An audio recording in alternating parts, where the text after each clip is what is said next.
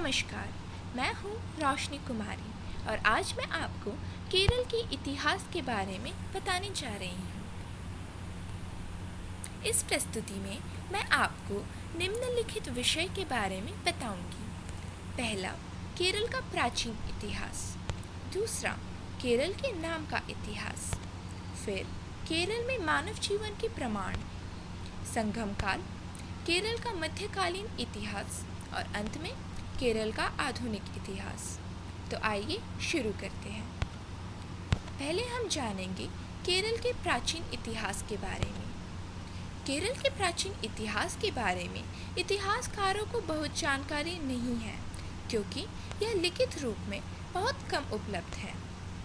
जो कुछ भी है वह अनुमानों और मिथकों के रूप में है, और एक मिथक है परशुराम की कथा।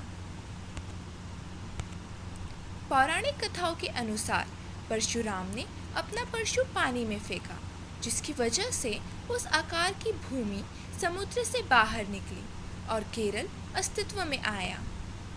यहाँ 10वीं सदी ईसा पूर्व से मानव बसाव के प्रमाण मिले हैं। तो ये थी हमारे पौराणिक कथाओं का अनुमान। अब जानते हैं हमारे भूवैज्ञानिकों का क्या अनुमान है। भूवैज्ञानिकों के अनुसार भूकंपीय गतिविधि के कारण केरल की भूमि समुद्र से उठी थी। यह प्रक्रिया या तो क्रमिक थी या अचानक। आइए अब हम जानते हैं केरल के नाम का इतिहास। केरल शब्द की व्युत्पत्ति को लेकर विद्वानों में एक मत नहीं है। कहा जाता है कि मलयालम का शब्द केरा यानी नारियल का पेड़ और आलम यानी ज़मीन शब्दों के योग से केरल शब्द बना है।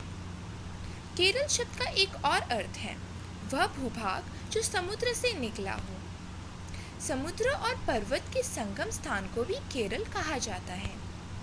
प्राचीन विदेशी यायावरों ने इस स्थल को मालाबार नाम से भी संबोधित किया है। आइए अब हम केरल में मिले मानव जीवन के कुछ प्रमाण के बारे में जानते हैं। केरल की संस्कृति हजारों साल पुरानी है। केरल के कुछ भागों से प्राचीन प्रस्तर युग के कतिपय खंडर प्राप्त हुए हैं। प्राचीन खंडरों के अतिरिक्त महाप्रस्तर स्मारिकाएं भी केरल में मानव जीवन की प्रमाणिक जानकारियां देती है। ये अधिकतर शमशान रूप में प्राप्त होती है। यहाँ पर प्राचीन महाप्रस्तर काल के अनेक शमशान स्थल खोजे गए हैं, जिन्हें कुडक्कल्लू यानी छाताकार शिलाएं, कलमेशा यानी पत्थर से बनी मेज आदि नामों से जाना जाता है। इनका काल 500 ईसा पूर्व से 300 ईसा पूर्व तक माना जाता है। अतः यह सिद्ध होता है कि केरल में अति प्राचीन काल से मानव का वास था। अब हम केरल में संगम काल के बारे में जानेंगे। केरल में आवास केंद्रों के विकास का दूसरा चरण संगम काल माना जाता है। संगम काल सन 300 ईसा पूर्व से 800 ईसा पूर्व तक रहा।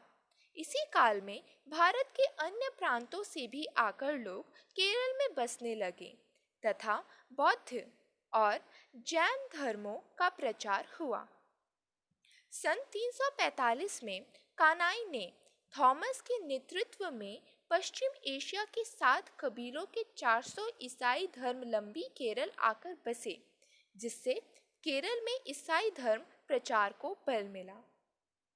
यही वही समय था जब केरल का अरब वासियों के साथ समुद्र मार्ग से व्यापार चल रहा था। अतः स्वाभाविक था कि 8वीं ईस्वी से ही केरल वासी इस्लाम धर्म से परिचित हो गए। अब हम केरल के मध्यकालीन इतिहास के बारे में जानेंगे। केरल के मध्यकालीन इतिहास को चेर वंश के पतन और कई स्वतंत्र राज्यों के उदय ने आकार दिया, जिसमें कोझिकोड, कोलाथुनाडु और वेनाड कोची शामिल है। मध्ययुगीन युग में कालीकट एक प्रमुख समुद्री बंदरगाह के रूप में सामने आया और ब्रिटिश, डच और पुर्तगाली व्यापारियों को आकर्षित किया।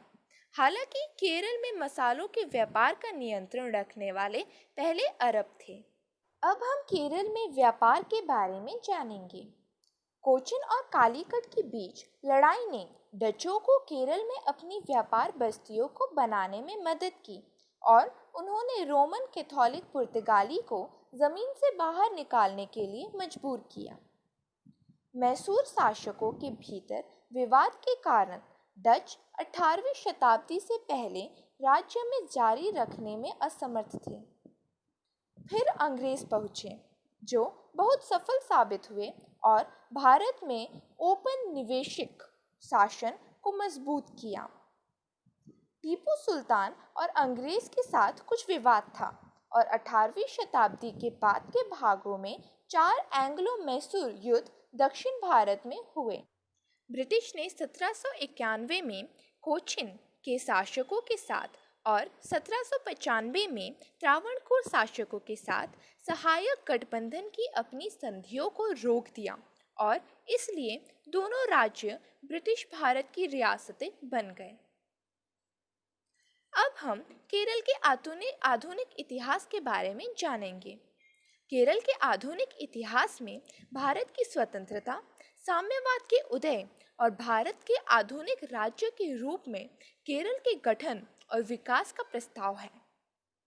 केरल का गठन 3 राजनीतिक इकाइयों के विलय से हुआ था, जो त्रावणकोर राज्य, कोचीन की रियासत और मालाबार जिले थी।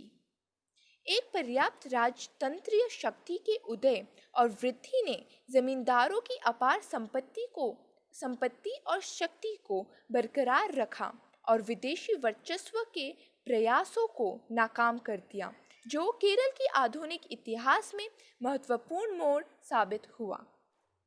केरल का गठन 1947 में भारत की स्वतंत्रता के बाद 1 जुलाई 1949 को त्रावणकोर और कोची को त्रावणकोर कोची प्रांत बनाने के लिए एकत्रित किया गया। मद्रास प्रेसिडेंसी ने भारत के मद्रास राज्य का गठन किया। तो मित्रों, यही था जो मैं आपको केरल के इतिहास के बारे में बताना चाहती थी। अंत तक मेरे साथ बने रहने के लिए धन्यवाद।